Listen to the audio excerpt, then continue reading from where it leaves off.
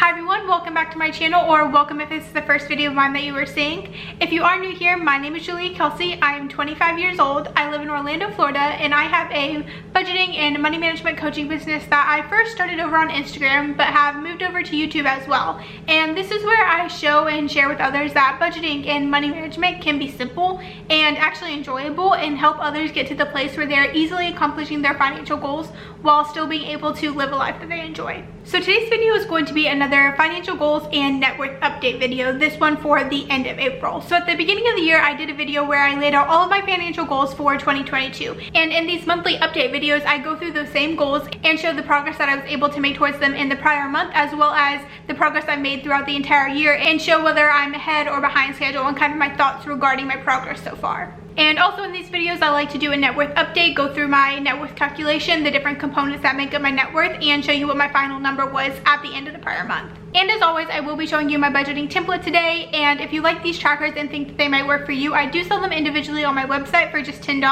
and that includes the goal tracker and the net worth tracker I'll show you today, as well as my budgeting templates I show you in my Budget With Me videos, as well as a bunch of other trackers. So if you're interested in that, I will leave the link in the description below, and all of these templates and trackers are always included in any of my coaching packages as well. And with that, let's get started and see what I was able to accomplish towards my goals in April. So we always start with my income. So I don't have a specific goal for this. I didn't set one in that financial goals video at the beginning of the year, but this is something that I do like to track because this is what's directly going to all of the other financial goals. So if I didn't have enough in this category, I definitely wouldn't have enough to fund the goals that I do have. So it's something that I like to track and keep an eye on. And I do average about $4,000 of income a month. So that's kind of what I used as a rough estimate to be able to put a goal in this spreadsheet. So we can see that in April, the income I had come in was $4,352, and we can see that my total income for the year is just shy of $17,500. And again, my goal here is just that $4,000 a month times 12. So my goal for the year would be $48,000. And I have this goal here because I like to track my percent completed. So what this does is it shows me how much of this goal I've accomplished through the year so far. And I'm able to quickly see how on track I am given how much of the year has passed. So at this point, the year is a third over. So I should expect to be about 33.3% accomplished in all of these goals. So that's kind of the benchmark I have in mind when I'm going through this list. So with the income, for example, I can see that I've completed 36% of this goal. So I can see that I'm ahead of schedule. I've been making on average a little bit more money than that $4,000 a month, which is great. So that gives me a little bit of extra to put towards my other financial goals. So this is a little benchmark that I like to keep an eye on. And then the next one is my expenses. I do have kind of an indirect goal for this. So one of my goals is to put 25% of my income towards financial goals, which would mean 75% would go towards expenses. So I kind of have this here to keep an eye on that particular goal. And we can see that in April, my expenses were $3,221, and we can see that my total for the year is about $12,400. And again, I used that 75% as a benchmark to come up with my goal here. So 75% of that $48,000 goal I have in the income category is $36,000, which becomes my goal for my expenses. And we can see again, my percent completed in this category is 34.5. Now for expenses, this is obviously something we would want to limit as much as possible. So we would rather be below that 33% benchmark than above it. So this is telling me that I might need to keep a little bit of closer eye on my expenses. They might be getting just a little bit higher than that 75%, but also it's not too much over that 33 to be completely alarming, just something that I'll want to keep an eye on going forward.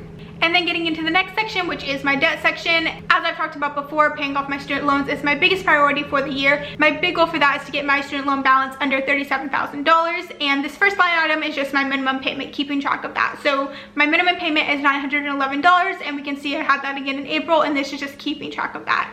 So we can see the total for the year is at $3,646, and my goal is very simple here. It's just that 911 times 12 because I expect to make that minimum payment every month this year. And we can see since I've made those 4 payments already for the year, I'm exactly on track for that goal, 33.3%, which makes sense. And then this next slide item is where we get that extra boost to get me under that 37. So at the beginning of the year, I calculated what I believed I would need in total to reach that benchmark, given my minimum payment and given interest that I expect to pay. And that estimate was about $11,500. So if I'm paying almost $11,000 in minimum payments, then I would need just above $500 of extra payments to reach that benchmark. So that's what my goal in this extra payment line is, $563. And this line is where I keep track of those extra payments. Now I have set a little bit of money aside for this, which I will show you do later down in the savings section, but I haven't physically made any of those extra payments yet. So that's why we see zeros across the board here, because those payments haven't been made, but once they are, this is where they will be tracked. And again, since I haven't made any of those payments yet, this percent completed is just 0, but once I make the payments, it will go up.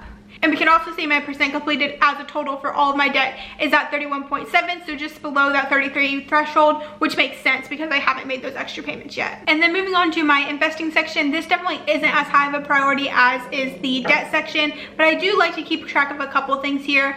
Not so much right now, but definitely towards the second half of the year when I pick up a little bit on these goals, this is where I will keep track of them. So the first one is my 401k. This was my employee sponsored 401k when I had my 9-to-5, and because I'm no longer at that 9-to-5, there's no contributions going into this account right now, and that's also why I don't have a goal set for this one. I need to figure out how I'm going to roll over this and how I can continue to put contributions towards this account. So until I have a couple of answers to those questions, I'm not going to set a specific goal or contribute to this account, but I did have some money go in at the beginning of the year, so that's why I have this line item here to keep track of that, so we can just see what was put into this account in January. The next one is going to be the goal that I'm focusing on in the second half of the year, which is my Roth IRA. And first off, I just want to open one, whether that's rolling the 401k into one or just opening a separate account. And then my goal is to put $2,000 into this account. And I knew at the beginning of the year I wasn't going to start out focusing on this goal. I knew it would be a second half of the year kind of goal, so that's why there's no contributions yet. But we can see my goal of $2,000 that I will start working towards. And once I start working towards it, we will be able to see my percent completed as well, since obviously right now it's still 0. And then moving on to my savings section, this one kind of falls in the middle between the debt and the investing. Not the highest priority, but there are also things that I know will come up throughout this year that I want to be prepared for ahead of time, and mainly I'm focusing on sinking funds to help me do that. So we can see my first line item are my sinking funds, and we can see I contributed $200 in April towards that, and that puts my total for the year at just under $900. I came up with my goal for my sinking funds line by estimating how much I think I'm going to spend in each individual sinking fund category over the entire year, and then adding all of that together, and that gave me a goal of $3,500. And we can see that my percent completed towards that is only at 25.6%. So that's a good chunk under that 33.3%. So I have a couple things I can do here. I can either make a point to increase my contributions towards my sinking funds month to month, and I'm actually doing that in May. I increased my sinking fund allocation by about $75. Or I can be okay with not reaching this goal. And I feel like I'm going to fall somewhere in the middle. I want to make sure I'm keeping my allocations to my sinking funds up so that I'm prepared for expenses like paying for Nico's vet visits and going to this wedding that I have next month, and just things like that, car maintenance expenses, stuff like that. But also, if I don't reach this goal in its entirety, that will be okay, because I know that paying off my student loans is my priority. So it's a balance between the two, and something that I'll just have to be conscious of going forward. And then this next item is my student loan fund, which I briefly mentioned before, but this is where I'm putting that money that I'm going to use to make extra debt payments. So I've slowly been adding money to the savings account as months go on. Anything extra that I have left over at the end of a month goes straight into here. So in April, we can see that that was $20. I had $20 left over that I put into the savings account, and that brings my total for the year to $31 that I have to go towards extra student loan payments. And again, I have the same goal here, that 563 of extra payments above my minimum payments. And we can see that my percentage completed is 5.6%. So that is well under that 33%, but like I said, I had a slow start at the beginning of the year, and obviously anything is better than nothing. So anything that I can put towards this account is a win. And then my last section is just that goal that I mentioned earlier about the percentage of income going towards financial goals and going towards expenses. So like I said, I want 25% going towards financial goals, and this is similar to what people would calculate as a savings rate. However, we know that debt is my highest priority, not savings, so that's why it's a financial goal percentage as a whole, any financial goals that I want to work towards, and then obviously the rest going towards expenses. So we can see in April, 26% of my income went towards financial goals, and that means 74% went towards expenses, which is right where I want to be, so that's perfect. And we can also see that for the year, I'm at 29% of my income going towards financial goals and 71% going towards expenses, which is great. I still have a little bit of that buffer that I created in January going, so if I have any months that are opposite of what I would like, that buffer is there to kind of counteract that. And then really quickly, I will walk you through my savings tracker. So I just have 2 savings accounts that I'm staying on top of right now, one being my emergency fund and then that student loan fund that I mentioned. So I have been having to take a little bit from my emergency fund over the past couple months, and this is where I keep track of it. So we can see in April, I took $2,000 out of this account, and that brings my total emergency fund to $8,500.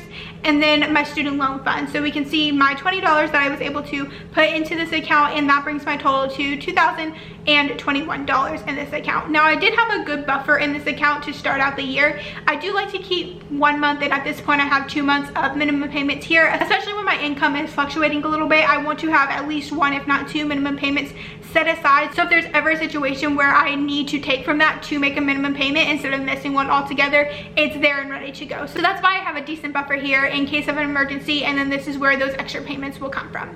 And now let's move on to doing a net worth update. So as a reminder, the net worth calculation is all of your assets minus your liabilities, or everything that you own minus everything that you owe. So we're going to go through those different components for myself and show you what my net worth was at the end of April.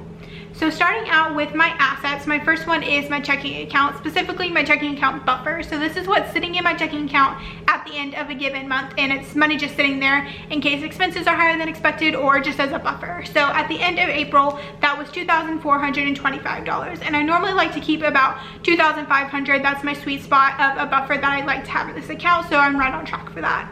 And we can see that that is a change from March of a decrease of $154, which makes sense because I used $100 of my checking account cushion to account for some overspending that I did in my gas category, and then also I spent more within my sinking funds than I allocated, so both of those would cause my checking account buffer to go down. And then moving on to my savings accounts, so my emergency fund and my student loan fund that I just showed you, the total for those two accounts at the end of April was $9,772, and that is a change from March of a decrease of $1,995, which makes sense because I took that money from my emergency fund.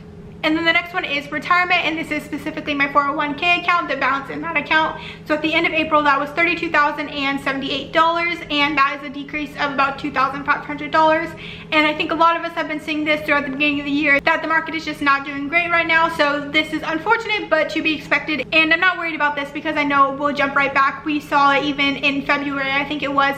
It had gone down by 2,000 and then jumped up by 3. So I know that this will get back on track, and it's not too concerning. It will just hurt my net worth at the end of April specifically, but then could jump right back up at the end of May. And then the last one for my assets category is the value of my car. So I don't do anything special here. I just get a Carfax report from my dealership that just shows me an estimate of the value of my car if I were to sell it, and we can see that at the end of April that was $18,860, and that actually was an increase from March of about $940. So at least I had that increase to buffer a little bit what I could of the other ones that had been negative. So definitely not the best month for my assets. They did go down significantly, but I also kind of expected that with how the market was looking. So obviously not what we were hoping for, but again, nothing to be too concerned about. So again, my assets did decrease for a total of $3,745. And then moving on to my liabilities, I just have 2 liabilities here. Of course, my student loans, the balance at the end of April for this was $42,644, and that is a decrease from March of $739. So this is the portion of my minimum payment that went straight to paying down my principal, and then the other like $200-ish went towards interest.